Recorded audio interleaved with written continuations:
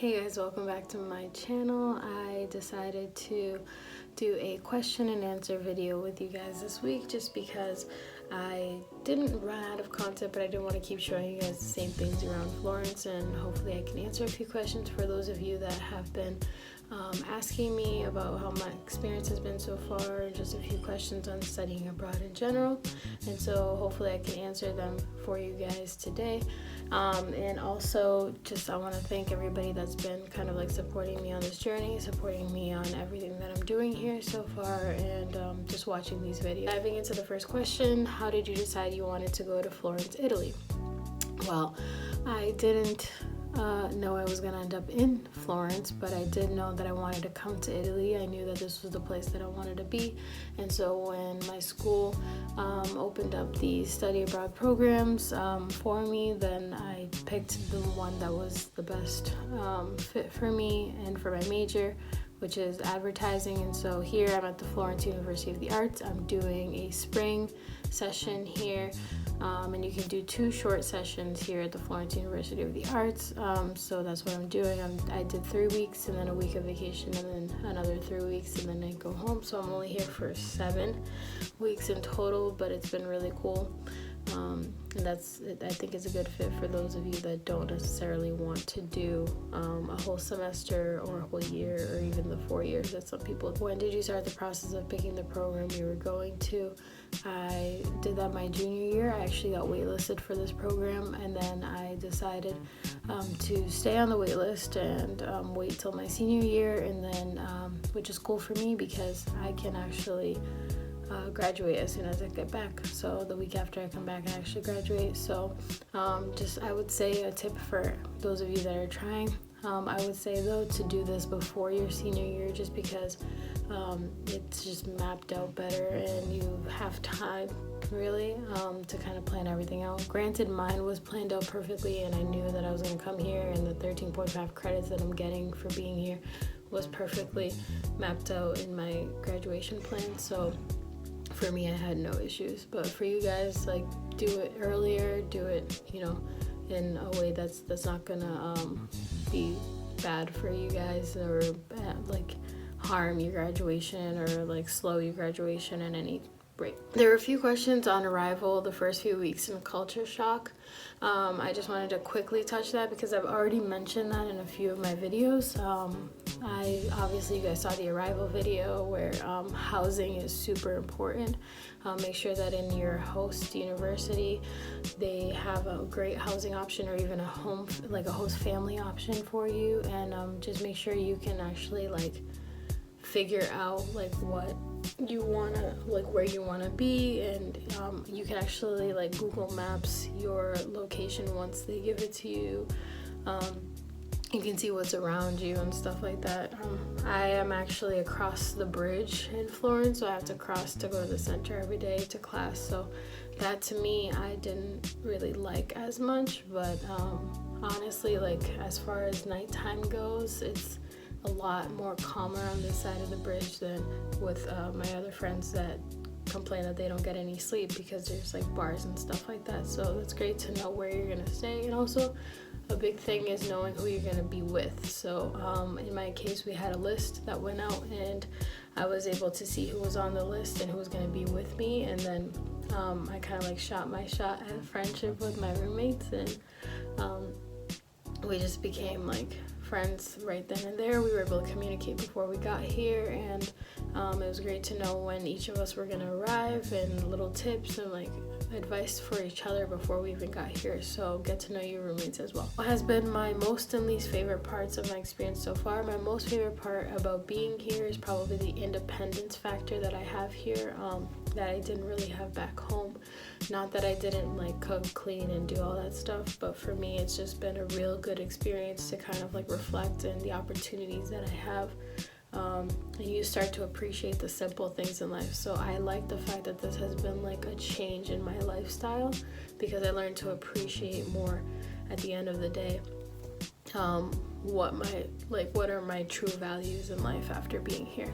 And I think that my least favorite part about being here is just kind of missing the simple things that I had, and missing my life back home, missing my friends, missing everyone that I associated myself with, missing my job. I like didn't give up, but I like kind of paused on a great opportunity at work. So for me, granted, I'm gonna be going back, but it's just like it's a lot of sacrifices that you have to make to be here. So I think that the sacrifices that I've made so far have been kind of annoying, but I mean, it's what you gotta deal with. And then I'm gonna tie back into the culture shock here, which is my part of my least favorite too. And I think that I isolated myself in the second to third week, and I started to think like, oh, like what am I doing? Why did I do this? I miss everything. I miss my family. I miss like everybody. And I started like not really wanting to be here, and I didn't want to go out with my friends or my roommates. I just wanted to stay in the apartment and kind of like mope around and just like watch Netflix and stuff like that. And people say that that's not really culture shock, you're just being annoying, but it truly is. It's just like you're so overwhelmed with the changes in your life that you don't really know how to deal with it unless you really, you know, talk to somebody, get your roommates, you know, to get you out of the funk and stuff like that. So it got better for me once I was out of the apartment, once I was like almost done with finals for the first session, and like I got better after that. And now I have like a bittersweet feeling about going back home. So yeah, it's just like you get over it, and then everybody has it in every single shape and form of culture shock. So don't think that you're not going to experience it. You are. Then your favorite foods and places to eat while in Florence so far. So I don't really have a favorite food, just because food here is like, you know, every corner you turn there's food. So, and I haven't really found a favorite place to eat like dinner and stuff like that. I've been to really great like restaurants, so I can't really pick a favorite. My favorite gelato place though, and I'll put a picture of it here. The gelato there is just amazing. I have the passion fruit gelato there. It's only €2.10 euros, and it's like amazing. I 100% guarantee, and it's right near my house, so I get to go there all the time. Weather like in Florence, so compared to back home. So to me, living in New England, this weather is amazing. When I first got here, it was a little rainy, a little chilly. It had actually snowed 2 weeks before we got here, but it changed like dramatically. Like obviously as spring arrived and it's really warm, it's like 70s, 80s, but I hear like the locals saying that it's going to get super hot in the summer, and very humid. So I haven't been able to experience that yet, and I won't because I'll be leaving in 2 weeks. But I just think that if you're gonna come, plan your outfits, plan to, you know, if you're gonna come in the fall towards the winter, know that it's gonna get cold. If you're gonna come from winter to spring, know that it's gonna get hot. You know, spring to summer, you're gonna like, don't bring any scarves or anything. So you want to plan your wardrobe when you're coming, and definitely the seasons. But I really love the Florentine weather. It's amazing. And I feel like everyone's much happier now that the sun's out and it's not as rainy as it was in the first few weeks that we got here. You miss about home and what surprises you about life in Florence. I think I already touched base on this too.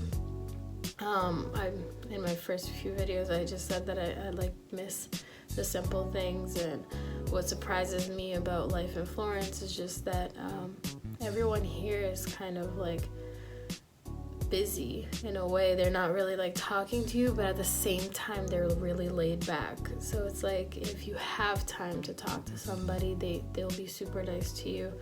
But if you don't, you know, everyone's just kind of like getting to where they need to go.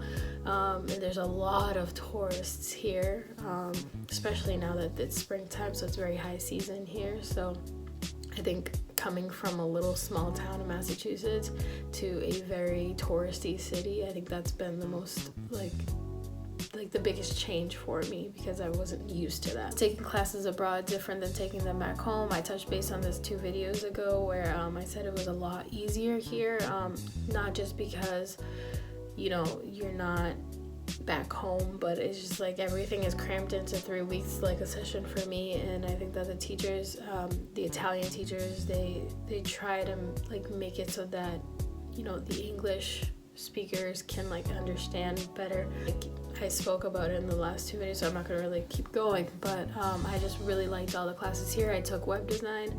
I'm taking the intensive Italian for beginners, which I love that class, and I'm taking the Florence Food and Culture Experience, which I'm learning to cook and everything. Yesterday I actually made tiramisu, and today I'm gonna be going on a gastronomy tour, so I'm excited for that. So we kind of learn about their cuisine, which I love Italian food, and I get to kind of like make stuff their way and learn how they cook in the process, and the history behind everything, which is amazing to me. The LDR going, so this means long distance relationship, and I saw this in a lot of blogs and a lot of things that people posted.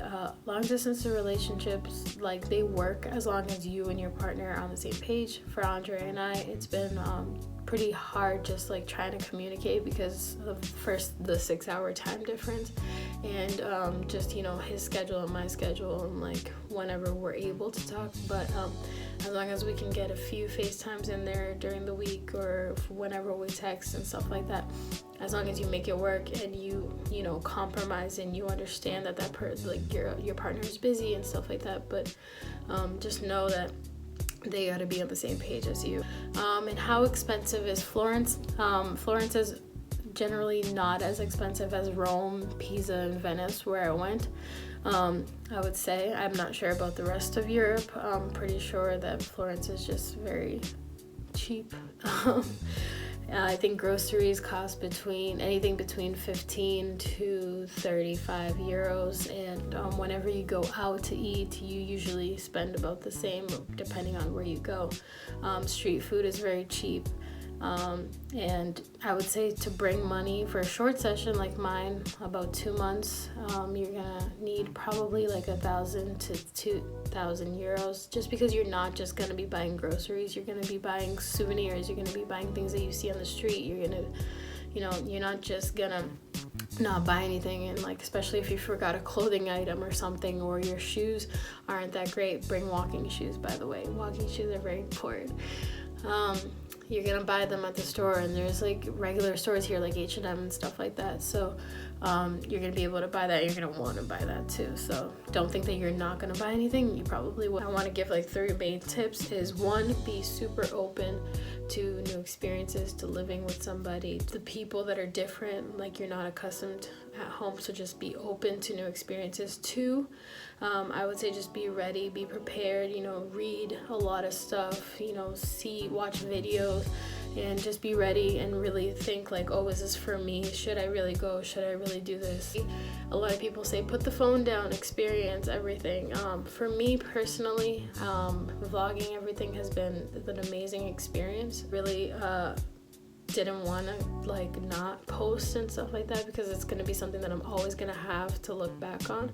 But if I had, you know, another way of remembering and stuff like that, I would have put my phone down and stuff like that. It's just like the world that we live in today. It's easier to just Snapchat everything and stuff, but just take in the view, take in where you are, and just reflect that you have a once-in-a-lifetime opportunity. So that's it. I'm gonna end the video here just so it's not super long, and hopefully I answered a few you guys' questions. If you guys have any more, just put them in the comments below. Thank you guys for watching, and I'll see you guys next week.